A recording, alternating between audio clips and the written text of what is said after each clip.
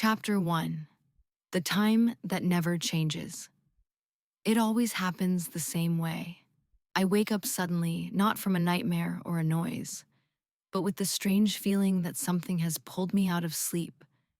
My eyes open to darkness, and the room feels wrong, too quiet, too aware, as if it has been waiting for me to wake up. I don't reach for my phone immediately, because I already know what I'll see. When I finally check the screen, the number confirms it. 3:07 a.m. Exactly the same time as every other night. Never earlier, never later. Seeing it again sends a chill through me, even though I try to convince myself it's just a coincidence. The house is completely still. The hallway light is off. The fan on my ceiling isn't moving, and everyone else is asleep. Yet my body refuses to relax.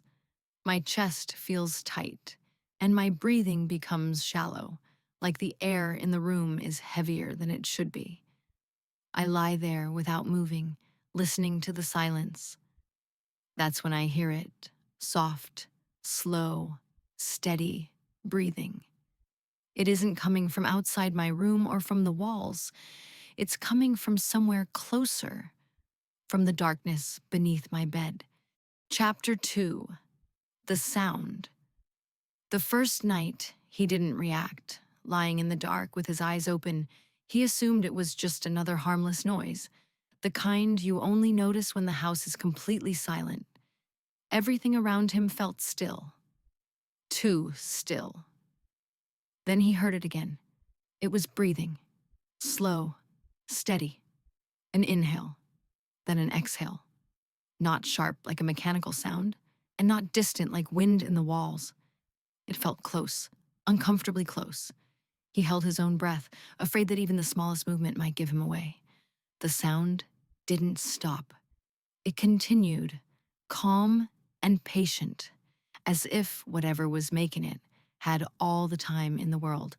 That was when fear began to sink in, because he finally understood where it was coming from.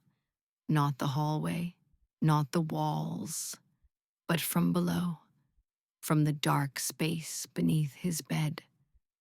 A place he had never really looked at and never imagined was occupied. Chapter 3. Rational Explanations. The next day, he convinced himself it had been nothing. Fear, he told himself, had a way of inventing things in the dark. In daylight, the room looked ordinary, familiar, safe. The bed stood exactly where it always had, silent and innocent. He knelt down and looked underneath it. Dust, old boxes, a forgotten shoe, nothing that could breathe. He checked the vents, the walls, even the floorboards, listening closely for any sign of movement. Everything made sense in the light. Everything had an explanation. That night, he went to bed calmer, confident. He told himself he had imagined it. But when the lights went out and the silence returned, his body tensed on its own. And when 3:07 a.m. came again, so did the breathing. Unchanged, steady, and impossibly close, as if it had been waiting for him to stop believing. Chapter 4. The Pattern. The fourth night, the house felt alive, almost aware of every movement. Shadows moved with eerie precision, and the silence itself seemed to breathe. A strange pattern began to emerge. Sounds, shadows, and fleeting sensations followed an invisible rhythm that shifted unpredictably, as if the house were testing anyone who tried to understand it. In the dead of night, the rhythm revealed itself fully. Noises and shadows aligned in a chilling, mesmerizing dance, as if the house had composed its own dark symphony.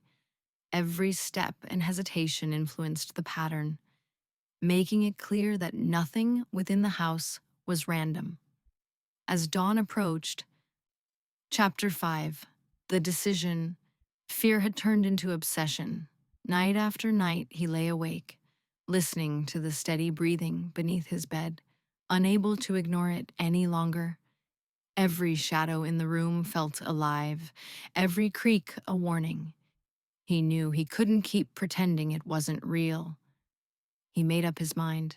Tonight, he would face it. He charged his phone, flashlight ready, hands trembling slightly as he held it. He told himself to stay calm, to move slowly, to see what was really there. As 3:07 a.m. approached, his heart pounded. The room fell silent for a moment, as if holding its breath with him. Then the sound began again, slow and patient, waiting for him to act. He swallowed hard and whispered to himself, "It's time." Chapter 6, 3:07 a.m. He woke before the sound even began, his body stiff with anticipation. The clock glowed faintly in the darkness, 3:07 a.m. Every night it was the same. Every night the fear returned with it. At first there was silence, too perfect, too calm. And then, as always, the slow, steady breathing began. Inhale, exhale, each one closer than the last. His heart pounded, threatening to give him away. He tried to convince himself it was imagination, that it was nothing more than a trick of the dark, a trick of his own mind. But the sound was real, patient, watching, waiting. And tonight, he knew he couldn't ignore it any longer. Chapter 7. The Light. His hand trembled as he reached for his phone on the nightstand. The screen lit up the room for just a second before he dimmed it again, afraid of drawing attention. The breathing continued beneath him, steady and calm, as if it knew exactly what he was about to do. He hovered his thumb over the flashlight icon, hesitating. Once the light was on, there would be no pretending anymore, no room for doubt. He took a shallow breath and tapped the screen. A thin beam of light spilled onto the floor. Slowly, carefully, he lowered the phone over the edge of the bed. The beam slid across the wooden floor, closer, closer, until it finally reached the darkness beneath the bed. Chapter 8. The eyes. The light stopped moving. For a moment he saw nothing, just dust, shadows, emptiness. His chest loosened slightly, a breath escaping him as relief began to creep in. Then the eyes opened. They were already there, wide and unblinking, reflecting the pale glow of his phone. Too still, too aware. They didn't flinch. They didn't react to the light. They were simply watching him, as if they had been waiting for this moment. His body locked in place. He couldn't scream. He couldn't move. The breathing beneath the bed continued, slow and steady, while the eyes stared back at him in complete silence. Chapter 9. The Realization. Something felt wrong. The breathing under the bed was still there, slow and steady, but it no longer matched what he was hearing. A second sound had joined it, closer, softer. His heart sank as the truth settled in. The eyes beneath the bed weren't breathing.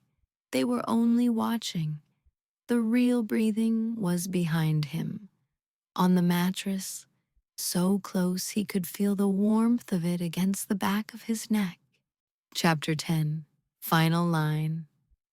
The eyes under the bed slowly blinked. The breathing behind him grew deeper, and he realized too late that whatever was under the bed was never alone.